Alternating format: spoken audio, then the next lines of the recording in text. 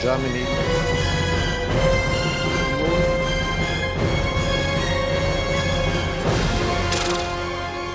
La derrota del canciller alemán Olaf Scholz en la moción de confianza presentada el lunes marcó un punto de inflexión en la crisis política que sacude al país.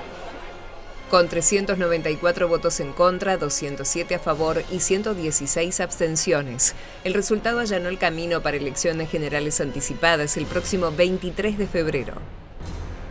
La moción planteada por el propio Scholz se da luego de la ruptura de la coalición el pasado noviembre que ha gobernado desde el 2021. Politik ist kein Spiel, liebe Kolleginnen und Kollegen.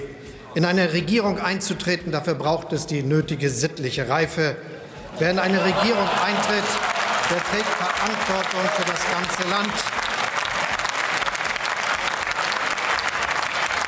Wer in eine Regierung eintritt, der trägt Verantwortung für das ganze Land.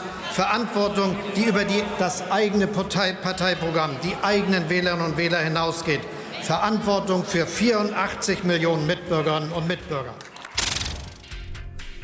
El colapso de la alianza tripartita, detonada por la salida de los demócratas libres en medio de una disputa sobre la deuda pública, dejó al Partido Socialdemócrata y a los Verdes sin la mayoría parlamentaria para gobernar, en un momento que Alemania enfrenta una crisis económica cada vez más profunda.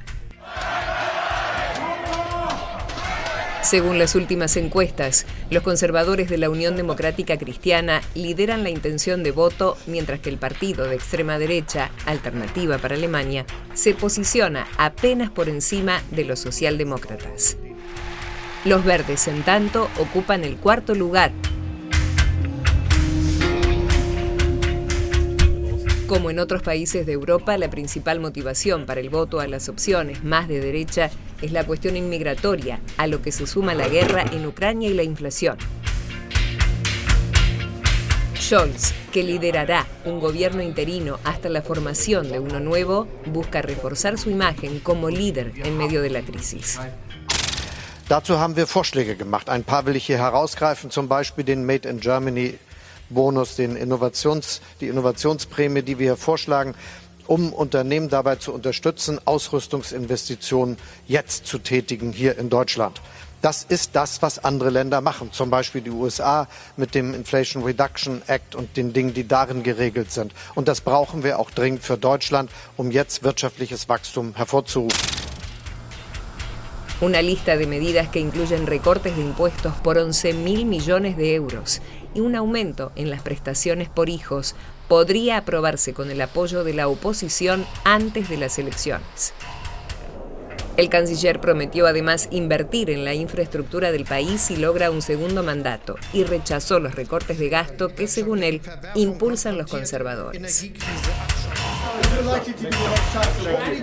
El candidato Friedrich Merz, líder de la Unión Demócrata Cristiana y favorito en las encuestas, es un conservador de larga trayectoria y exdirigente del fondo de inversión BlackRock. Ich werde die Wirtschaftspolitik in unserem Land nicht auf neue Schulden, hohe Steuern und viel Umverteilung setzen, sondern ich werde die Wirtschaftspolitik unseres Landes auf Leistungsbereitschaft und Wettbewerbsfähigkeit setzen.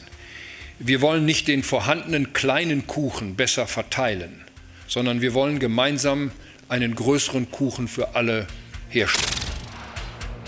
Merz propone recortes en los impuestos sobre la renta, además de una reducción en los precios de la electricidad y un ajuste en la asistencia social, medidas que según su partido impulsarían el crecimiento económico. Deutschland muss sich noch einmal neu erfinden. Die Stabilität der deutschen Demokratie beruht auf der sozialen Marktwirtschaft. Soziale Marktwirtschaft wiederum beruht auf einer wettbewerbsfähigen Wirtschaft. Und die Voraussetzungen dieser Wettbewerbsfähigkeit sind in den letzten Jahren arg unter die Räder geraten. La guerra en Ucrania también es uno de los puntos con mayor incidencia en los próximos comicios. Bajo el mandato de Olaf Scholz, Alemania incrementó su gasto en defensa, convirtiéndose en el segundo mayor proveedor militar de Kiev tras Estados Unidos. Friedrich Merz propone enviar misiles Taurus a Kiev, algo que Scholz evita por temor a una confrontación con Rusia. Mientras tanto, los verdes apoyan aumentar el gasto militar más allá del 2% del PBI. Sin embargo, Alternativa para Alemania aboga por detener el apoyo militar y restablecer lazos con Moscú. La caída simultánea de los gobiernos en Alemania y Francia, dos de los países más influyentes de la Unión Europea, marca un momento crítico para la estabilidad del bloque. Con la economía estancada, una crisis política interna y la presión de amenazas externas como la guerra en Ucrania, las elecciones podrían definir no solo el futuro del país, sino también el rumbo de Europa.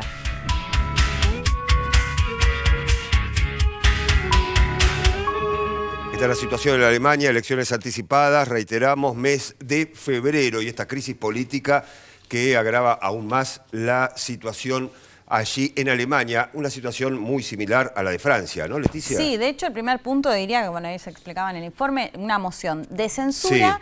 Sí. Le agregaría que, a ver, recordemos, Olaf Scholz gobernaba con una coalición, ¿no? Olaf Scholz es socialdemócrata y gobernaba con los verdes y los liberales.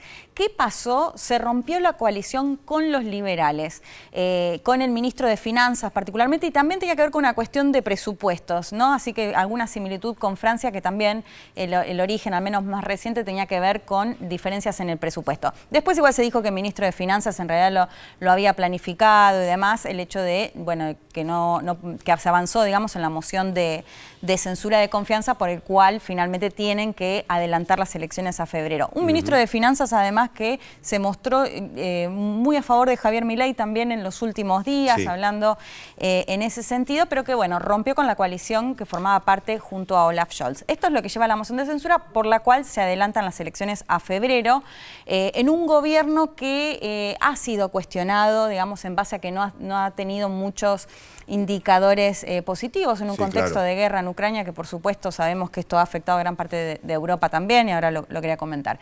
Pero el otro lado, y lo que se mira justamente en las encuestas, es que el espacio socialdemócrata figura tercero recién en las encuestas. ¿Los conservadores están primero en las encuestas? Los primeros son, diría, es la Unión Democrática Cristiana, por la cual gobernó Angela Merkel tantos años, que es centro-derecha, ¿no? Son los que mejor miden según las encuestas, pero todos miran y están muy atentos a quienes están en el segundo lugar, que es Alternativa para Alemania, que es considerado un espacio de ultraderecha o de las nuevas derechas, que está por encima del canciller de hoy, o del espacio político del canciller. Así que ese es un poco el panorama. De hecho, el espacio del canciller mide en torno a un 15%. Se espera que apueste, ahí lo contaban también en el informe, muy bajo, y en tercer lugar, como lo planteaban ahí también en el informe, se apuesta a aprobar un paquete por el cual, bueno, tendría cierta mejora económica parte de la sociedad, pero bueno, veremos si eso puede llegar a tener alguna repercusión en febrero. A priori parece muy complejo. Y para terminar este tema, Pablo mencionaba el tema de Ucrania, ¿no? Porque acá también es interesante, porque, a ver, por un lado, y lo venimos diciendo siempre, el mundo está mirando qué va a pasar a partir del 20 de enero con la asunción de Donald Trump, ¿no? Un Donald Trump que dice que termina la guerra en Ucrania en 24 horas. ¿Qué pasa con los europeos en ese sentido? Desde la Unión Europea ya salieron a decir que van a salir a respaldar fuertemente a Ucrania. Recordemos que Alemania, junto con otros países, eran de esos países que en los últimos años, sin guerra, el gasto en defensa iba a la baja. Y la guerra en Ucrania modificó totalmente esto en Alemania. De hecho, bueno, llegan a este 2% que tienen que llegar los miembros de la OTAN, que todavía no llegaron todos, pero van hacia ese camino. Y que esto generaba también muchos cuestionamientos de fondo de, bueno, quienes se oponían a decir gastamos mucho en defensa y en la guerra en Ucrania, mientras en la economía hay factores que no van bien. Esto es un debate, por supuesto, que también se da en Alemania. ¿Qué pasa con la Alternativa para Alemania, que es la ultraderecha, que mide muy bien, que está midiendo muy bien las encuestas? En segundo lugar, se opone a seguir enviando armas a Ucrania. Bueno.